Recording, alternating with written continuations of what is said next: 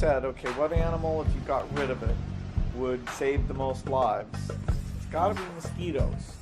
Releases of genetically modified mosquitoes and other insects into the environment.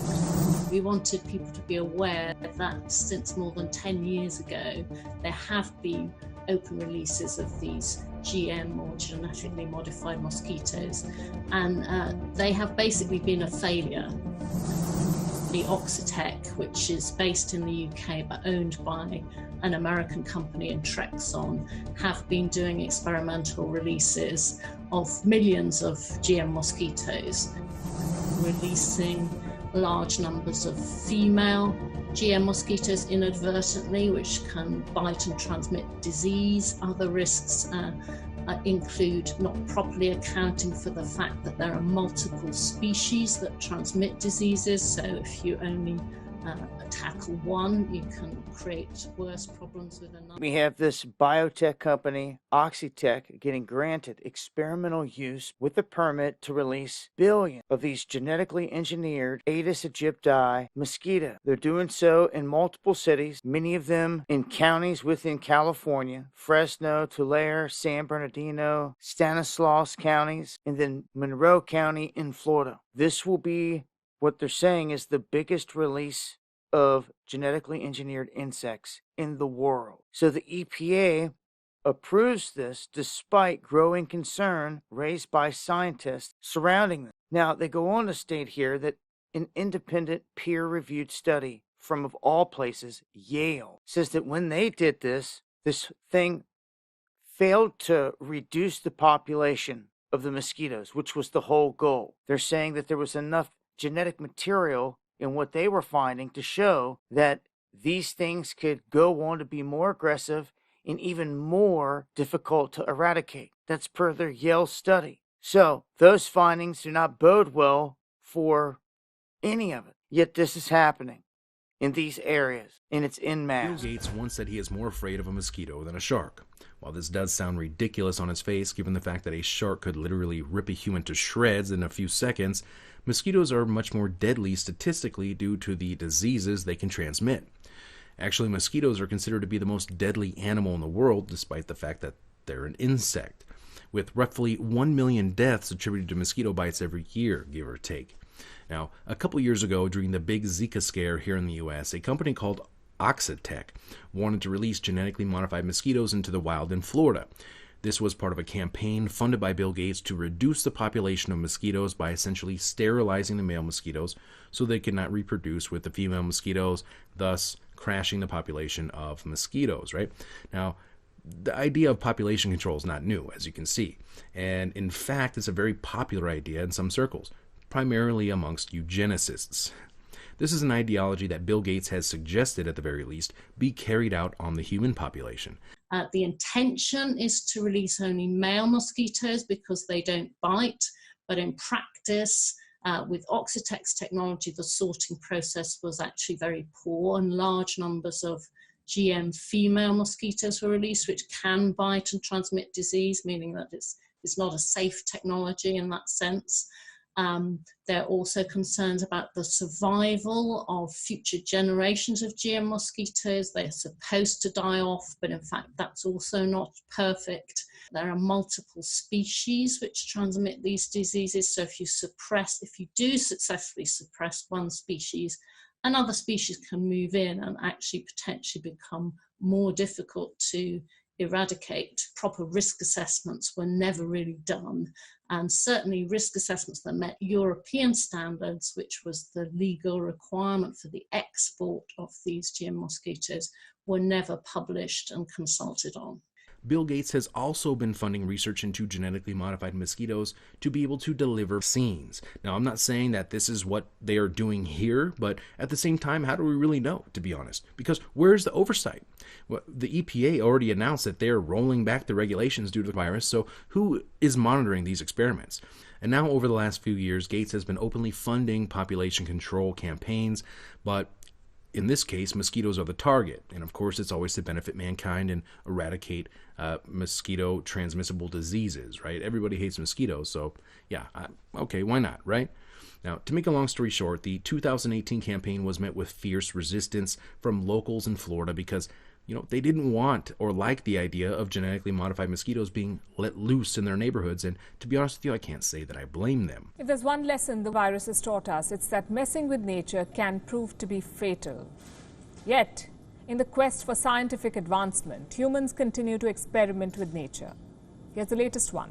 In Florida, genetically modified mosquitoes, the first such kind, will be released in open air for the next 12 weeks by autumn. What will they do? Scientists say these artificial insects will help prevent dengue and Zika. But the residents of Florida fear a mosquito apocalypse. Now, ultimately, the GM mosquitoes were released in some other countries in South America and a few other places, and later they were eventually even let loose in some areas of Florida. And now, despite all the public outrage, and now Oxitec, which has received over $7 million from the Bill and Melinda Gates Foundation, is at it again.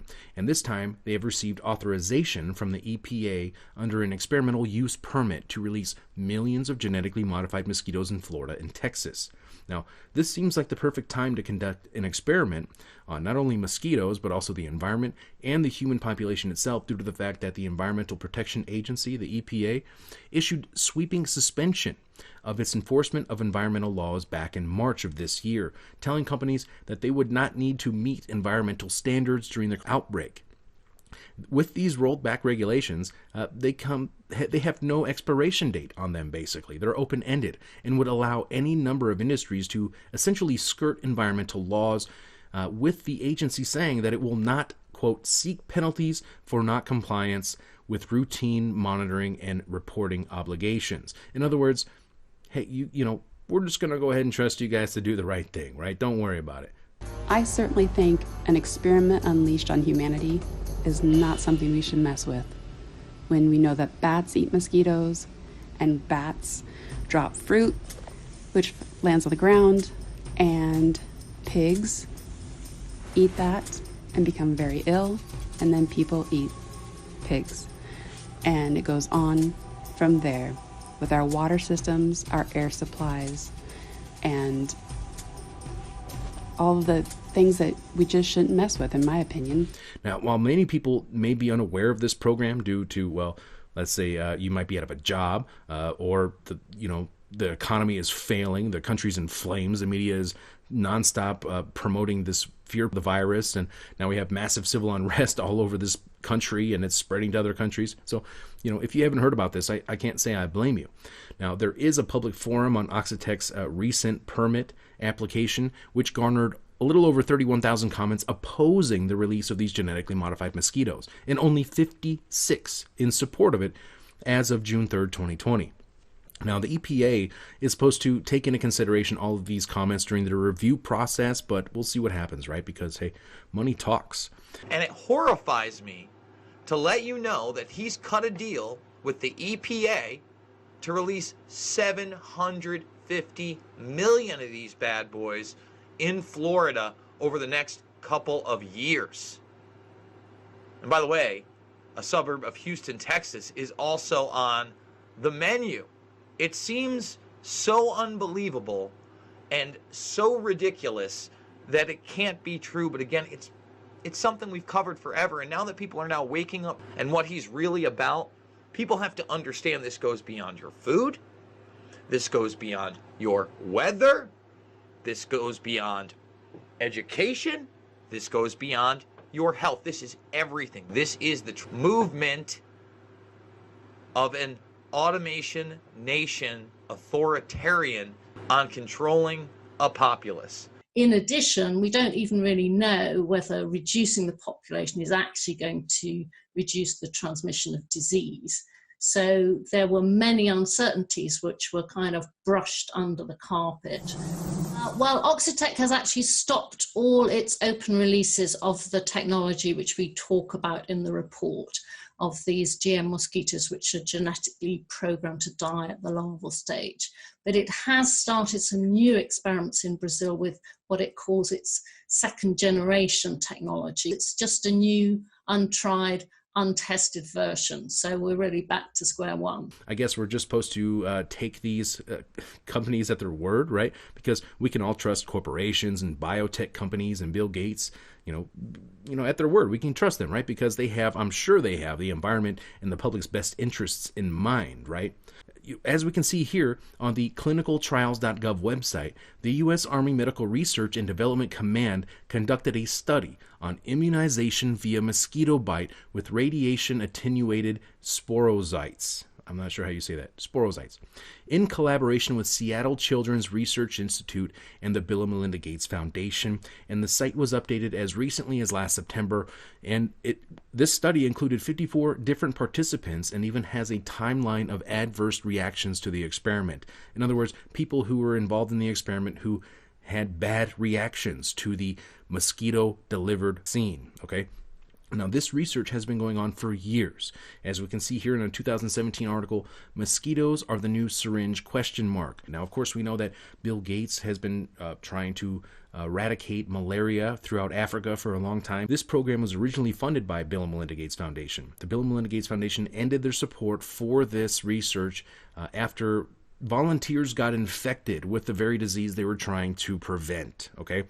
But the Department of Defense paid for the most recent trial, and the National Institute of Health funded the next one. And that is according to this 2017 report. So, who knows what's happened since then. This is just the very surface here of this rabbit hole. Now, Bill Gates and the U.S. government are not the only ones exploring this next generation of vaccine delivery using mosquitoes. Japanese scientists are also getting in on the fun, if you want to call it that, as they hope to turn mosquitoes into flying. There's a lot of questions into this. I'm no expert. I'm no virologist. But at the same time, they are working on developing and engineering mosquitoes. Your body isn't well defended against foreign things being stuck directly into your blood. It's a very efficient way around the human immune system. Now, many would consider this to be conspiracy theory, despite the fact that Gates has the means and the motive and has already spent millions of dollars developing genetically modified mosquitoes. But there are some very important lessons from this report. The risks of releasing genetically modified organisms, and also about misleading claims of benefits. So we're questioning really whether all the necessary standards and processes are in place to deal with this new proposed release. This is an international issue, and it will become more of an international issue if target malaria moves to the future generation of GM mosquitoes, which use something called gene drive, which are intended to replicate and spread in the environment. Eggs can be transported all around the world, so releases don't just affect one country, they can potentially affect others.